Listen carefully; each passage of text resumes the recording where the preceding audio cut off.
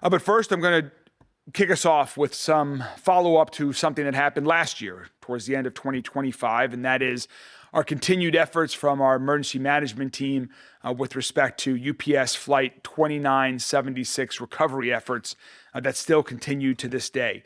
And so Jody Meiman, our Director of Emergency Management, is with us here today to provide a brief update on what's been going on the past few weeks, where we are, what's in store for the coming weeks ahead. And we'll take your questions on this topic before going on, if there are any, before going on to the rest of the press conference following Jody's remarks. Jody? Sorry, let me introduce Tony. Thanks. When I'm done. Oh, yeah. Okay. Thank you, Mayor. We appreciate everybody's patience over the last couple of weeks and through the holiday season, and just want everybody to know that there was a lot of work that went on even though the holiday season was still here.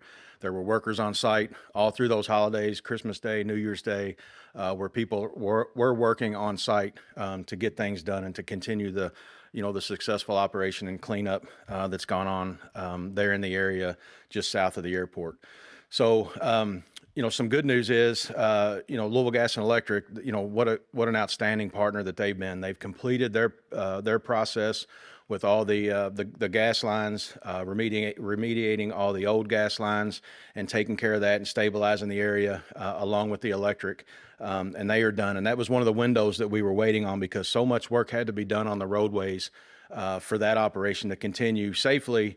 Not only for the people that need to get back to those areas, but for those workers themselves that are working in the right of way so that nobody gets hurt. We've had thousands of hours, knock on wood, of safety hours where nobody's been hurt, and we want to continue that throughout this entire operation.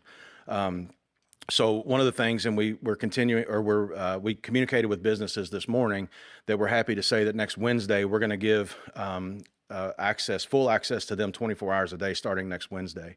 An email went out to them. There is still some restrictions, but we are going to allow them to come and go to accept deliveries. We still need, like I said, there is still some restrictions, and we encourage them to check that email that came from our business task force that have been working diligently to come up and develop with these plans to get approved by the Unified Command and all the people on site to make sure that, again, everybody stays safe and that we're doing the right thing. So we're happy to say that that's going to take place on next Wednesday. We still continue to do that.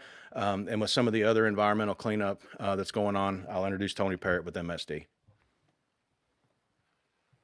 Thank you, Jody. And as Jody mentioned, there's been a lot of work going on over the last 9 weeks, especially when you think about the environmental cleanup and all of the stuff that we have been involved with. I want to thank Jody for his leadership. Also, Brian Bingham from MSD, who has been on site every day for the past 9 weeks, working collaboratively with the contractor from UPS.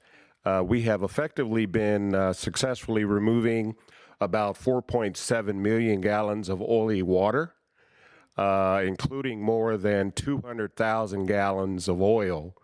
And so it's been recovered. Half of the oil has been removed from the site and has been incinerated. More than 1.5 million gallons of recovered water has been treated at an on-site treatment facility and discharged into the MSD system and treated at one of our treatment plants. As Jody mentioned, there's a lot of work going on site as far as damaged and inspected utilities, and we are working real close to monitor what type of replacements are necessary particularly for MSD, for our stormwater and drainage system. And so we've been really monitoring our stormwater assets and making sure that we can remediate that. All of the contaminated soils continue to be excavated and disposed of from the right-of-way and some of the other property areas, private property areas. More than 50,000 gallons of oil has been removed from the large flood control basin in that area. And we are working collaboratively with their contractor to determine the next phase of work at our Melco Basin.